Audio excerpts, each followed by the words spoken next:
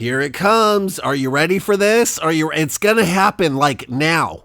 Like right now. Gorgeous, baby. You're gorgeous. This is the Josh Podcast Show. The anti-podcast podcast on God and man. The show that everybody's talking about. The show that will become a necessary part of your weekly mental diet. The show that picks up where JoshRolfe.com leaves off. The show title that uses the word podcast 4 times. Introducing your host, Josh Rolfe. Oh ho ho. Part 2 of Politics, Gender, Math has finally arrived after a 1-week break. This is the second and last of the Politics, Gender, Math series. I haven't done a series in a while. This is just a 2-part series. So after today, it's over. No more politics, gender, math after today, ever. The last episode was titled The Last Show. So if any of you are confused about that and didn't listen to it, and now you're listening to this and you're thinking, Josh changed his mind, it's where I interviewed my friend Tyler Oborn. It's a really solid episode, in my humble opinion, especially for a last episode.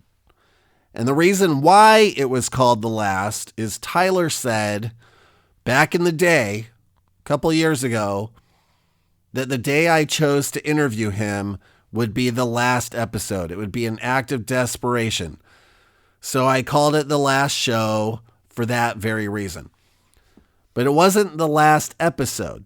This one is. Just kidding. It's not.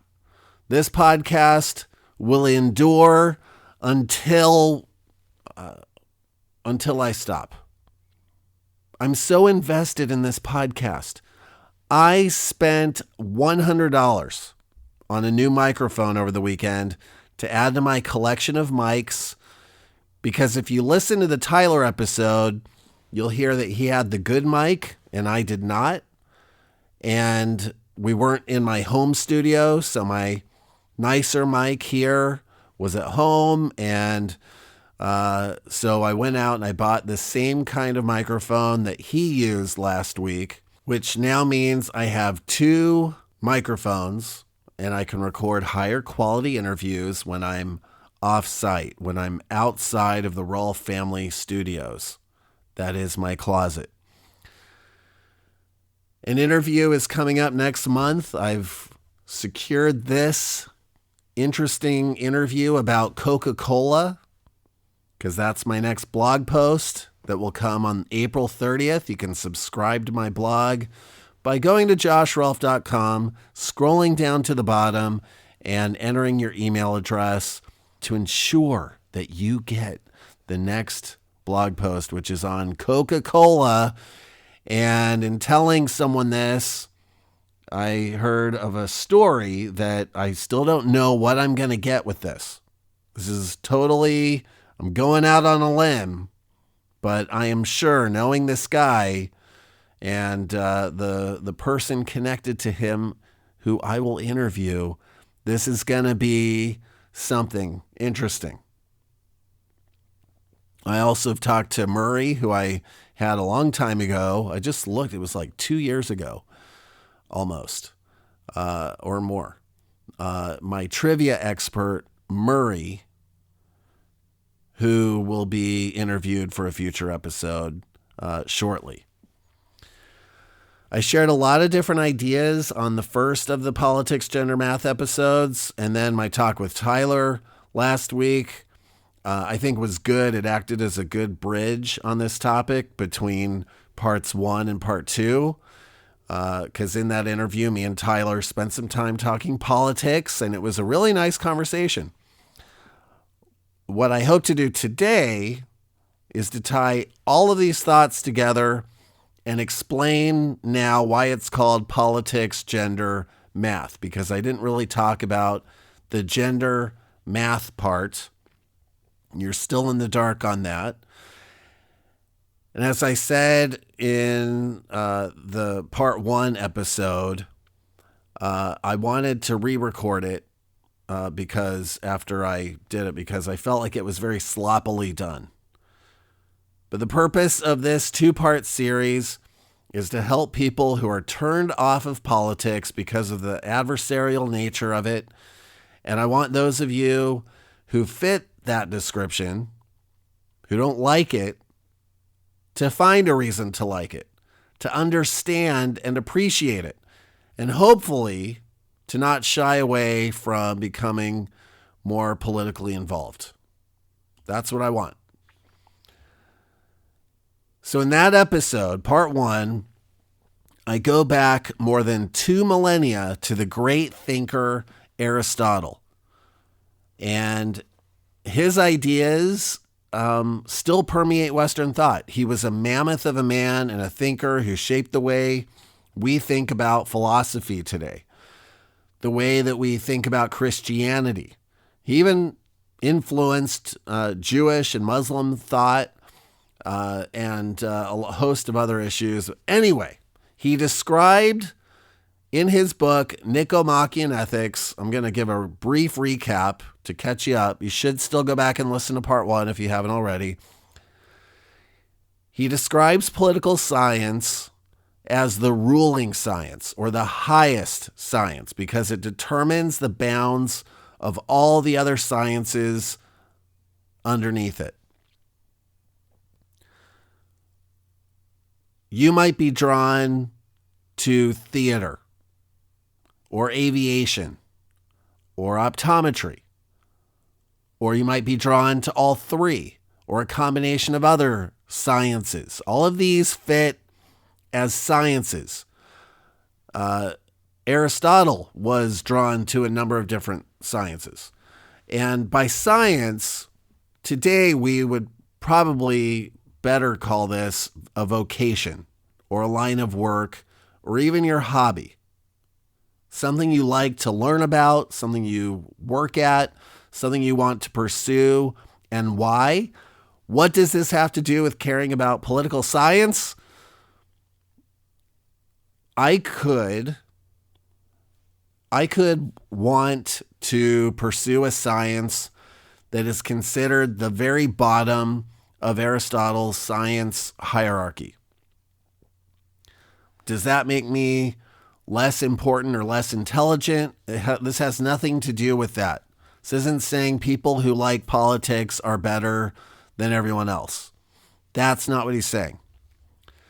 But I do believe that Aristotle would want you to be aware, no matter what science it is, or vocation, or hobby, or calling that you are pursuing, he would want you to be aware of political science, because political science will determine whether you can do that other science or not, and how you do it. You may really like to ski, for example. What if the government told you that you could no longer ski? What if the mountain range that you ski on suddenly became a national park, and because of an endangered species that the law has determined is endangered, your favorite ski resort shuts down? Would that affect how you feel about politics? You might want to grow up to grow and sell medical marijuana. The government now says you can do that in certain American states, so certain state governments. But 5 years ago, in California, for example, last year, you would have been involved in a completely illegal activity when it was done in a certain way. That's a bad example. Medical marijuana. So now it's allowed for recreational use, but not at the federal level. So the government, if you're growing it and selling it, you're at odds with the federal government, and but complying with the state government. So politics affects That's what I'm trying to say. I'll try this in a different way. Aristotle's whole reason for talking about politics is because he's exploring the idea of pursuing the highest good, which is our happiness. I'm going to call the highest good happiness. I'm just going to call it that. This doesn't mean giddy, like, oh, I'm happy today. This is like the highest form of good. So this isn't like a gleeful happy. This is a joyful happy. It's our pursuit of happiness. In order to find happiness, we have to pay attention to political science, because political science, according to Aristotle, sets the rules or the parameters of each of the other sciences, and we pursue the various sciences or vocations, careers, hobbies in order to be happy. Political science determines how these sciences are regulated, whether you can even pursue them, where the government funding goes to a particular science. So in other words, political science is all about achieving happiness. To simplify it even further, politics is happiness. It governs happiness. So another quick way of saying this, what Aristotle said many, many years ago is that politics matters. It matters as you strive for your own personal happiness, as we strive for a collective happiness. So I'm going to stop there. Let's leave a bookmark right there with that thought on politics matters because it's about happiness, to look at something else. Our country in the United States of America is so divided politically. We have a two-party system, and it seems like no matter the election or the issue, there's always inevitably an almost even split of beliefs that are seemingly incompatible. Let's look at the presidential election. One of the most bizarre elections in recent memory. This is where I get to the math part of the episode title, Politics, Gender, Math. I'll save gender for another minute, but it's also similar to the math part. By math, I mean, very simply, that our country is pretty much divided 50-50. So I'm not getting into algebra here or calculus. 50% goes one way, 50 goes the other. The final vote count in the 2016 election between Hillary Clinton and Donald Trump, while the difference in numbers of voters was 2.9 million people, which is a staggering, incomprehensible number to our brains. The percentage, if you look at just the percentage, it was actually quite close. Trump got fewer votes, but in the U.S. electoral system, where it's really an election of the states, Trump wins the Electoral College by a landslide. But by percentage, Trump received 46.1% of the vote, while Hillary Clinton received 48.2%. Here's another example. This one hits a little closer to home. I just went through it in January. I am part of an organization that was electing a new chair. The chair has a lot of authority within this organization. There were 2 candidates and 41 of us who could vote. What was the final vote count between these two candidates? One received 21 votes. The other received 20. You can't get closer to an even 50-50 split than that. Of course, the 21 vote getter was victorious and is the chair. But that vote back in January, it's now April, got me thinking about this division. where in one case you had two candidates representing two parties in the election. In the other, much smaller case, in my world, you had two candidates representing different visions for an organization. How is it possible that in both cases the vote was so close? In the case of the American electorate, 48 to 46%. Imagine all of the people that voted standing in a circle, and you have the blue people that go to Clinton, and the reds, people dressed in red who are for Trump. They're standing in a circle. One is on one side, one is on the other side.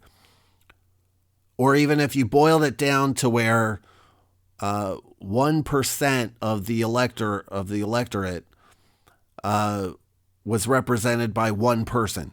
So you have 48 people in this circle who represent the Clinton voters, and 46 of them represent the Trump voters. It would still look the same as even if you had all the voters all together. And let's say that in this circle, and I should say the blue-red thing, did you know that Republicans were blue and Democrats were red from 1980 to 2000? Are we switching in the year 2020? We might be, but it's so common knowledge now. It wasn't back then. Like, it wasn't in the common discourse. It was more among politicos that the reds and blues were used. My hunch is that the reds and blues are here to stay. There may not be a switch in 2020. Let's say in that example where you're looking down from a hot air balloon, you're about 200 feet above the ground, and you're looking down on this example of 48 people representing blue, 46 red. Could you discern easily which side had more people? I don't know that could be visually seen at that close of a vote count. And how about the vote in my organization? Let's say the 21 were wearing one color and 20 the other color. It would be very hard in the same example, 200 feet above the ground, to see or tell the difference. Then let's look at issues. So those are candidates. Let's look at issues like abortion. You've got the pro-choicers on one side, the pro-lifers on the other. The latest Gallup poll showed that 47% of Americans are pro-choice and 46% are pro-life. The biggest disparity in the last 20 years, 51 to 42%. And that was just in 2009. So it has shifted since then. But if you add the 51 and the 42, you get 93. That means 7% were undecided. If those 7 were forced to decide, my hunch is they'd probably be split down the middle too. If you had 7 people, look at the Supreme Court. There was just the big fight over that.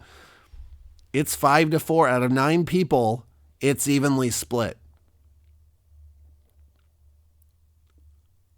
47 pro-choice, 46 pro-life. In our aerial example, again, would probably be too close to call visually. I like that visual example because it's that close. We hear 48 to 46 and we think, oh, 48, that's higher number than 46, but visualize it. That is super darn close. Trump in the news just hit a 50% approval rating. It was below that. What does that mean? The country is split on political issues. It is split perfectly. 50-50. So we bookmarked the part about happiness. Let's bring that up again. Thinking of politics as happiness, 50% want one version of happiness. 50% want another version of happiness. It's hard to find common ground when 50% want one version and 50% want a completely different version, isn't it? So we'll move away from the math part. Now let's move to the gender concept of my episode title, Politics, Gender, Math. Gender, too, is about our differences. As much as we have an equalization in our society of genders and gender roles, which is wonderful, in my opinion, we are both anatomically different. There is a woman, there is a man. Men and women make up 50% each of the population. The latest stats are that there are 1.01 men for every woman in the world. And regionally, among different countries, there are differences where the percentage of women is higher. But overall, globally, it's that close. Very interesting stuff. But men and women are different. And while in our day and age, when historically speaking, gender roles are equalizing, marriage is declining, same-sex relationships and gender is changing to include transgender, intersex, a host of other gender types, I'm not going to get controversial here. I'm going to use, for my gender example, the man and woman in marriage. A man and a woman in marriage choose marriage because they are seeking happiness together. My wife and I, for example, we got married because we were in love. We had big plans for our life. We wanted kids. We wanted a home. We wanted to be together because being together was fun. It was enjoyable. It was a friendship that we wanted to last for the rest of our lives. And nearly 20 years later, it has been exactly that. We've started a family. We have 4 children together, and we're very happy. That happiness, though, does not come easy. We're 2 very different people. We brought 2 different backgrounds to our relationship. We came from 2 different regions of the country. Her friends were different from my friends. Her family was different from my family. Her music was different from my music.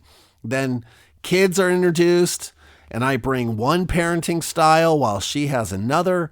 And in not all ways do we complement each other. There's sometimes friction as we both try to achieve happiness individually, together, and collectively as a family and for our children. There is give and there is take. We both want different versions of happiness. Sometimes there is a winner and sometimes there is a loser, even in our marriage. Politics is much the same way. Our nation is a family. We're bound geographically by our common citizenship. We're divided, however, by our beliefs, just as we're divided in other ways, whether by gender, religion, race, ethnicity, sports team, etc. Many, many ways of being divided. So how can I help you?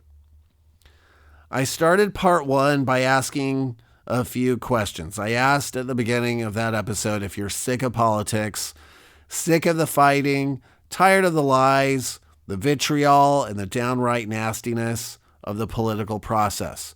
And I promised in that episode to be your political therapist, to show you a different way of looking at it, to make you appreciate it, embrace it, and even love the political process. So here's what I want those who hate politics to remember. Math and gender. For math, think of the 50-50 principle, that we are divided almost evenly. For gender, just as there is an almost even split between genders, we are also divided politically. We're different. We want different things. We all have the same information, but we oftentimes choose opposing viewpoints. just as illustrated by the other earlier examples of the election at the national level, the election for my smaller organization. We choose happiness in very different ways. Sometimes those choices are conflicting. Sometimes my happiness turns into your pain, and vice versa. So again, I ask you, how can I help you to like politics? I want you to remember that we're different and that you have to get over the fact that we are different. Get over the fact that we are divided. We will always be divided. Get over the fact that we are polarized. We will always be polarized. One person wants one thing or one way of happiness, and another wants the other contrary view. One wants to tax the wealthy, the other does not. One wants universal health care, the other doesn't want the government involved at all. In a two-party system, you're left with one version or the other. There's rarely a compromise everyone will like. There will be winners, there will be losers. And accepting this reality of division amongst us is the path towards understanding. First, we understand that we are divided. Second, we act with more understanding of our adversaries, of our opponents. I'm all for the persuasion, campaigning, getting out the vote, etc. to help your side. When it makes sense, compromise. When it doesn't, work hard to win.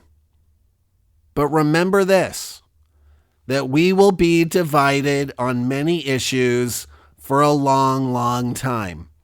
There will be seasons of goodwill. I think of post 9/11 as a great example of that, where our country was united for a good 6 months. Then the partisanship crept in, and then came the Iraq War, and all hell broke loose. There are seasons of goodwill, but seasons... Thank you for listening to the Josh Podcast Show, the anti-podcast podcast on God and man. For more information, visit joshpodcast.com. Is because of either the fighting, follow Josh on Twitter at Josh Rolfe. Or your That's friends, Rolfe, family, R-O-L-P as in podcast. You want happiness. Now go and have the best day and night Politics ever. is all about achieving. And have fun. It's causing you pain. But it's all about being happy. That's what it's all about. We are all in the same boat, but we're divided on almost everything. So we work it out. And the winners set the rules for everyone, which is great when you're the winner.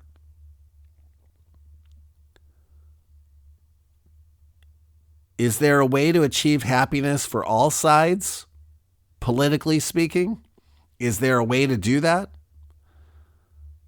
I have got lots and lots of thoughts on that very topic that I will talk about someday. But for now, remember that for some reason, we are wired to oppose each other, and we have to accept that.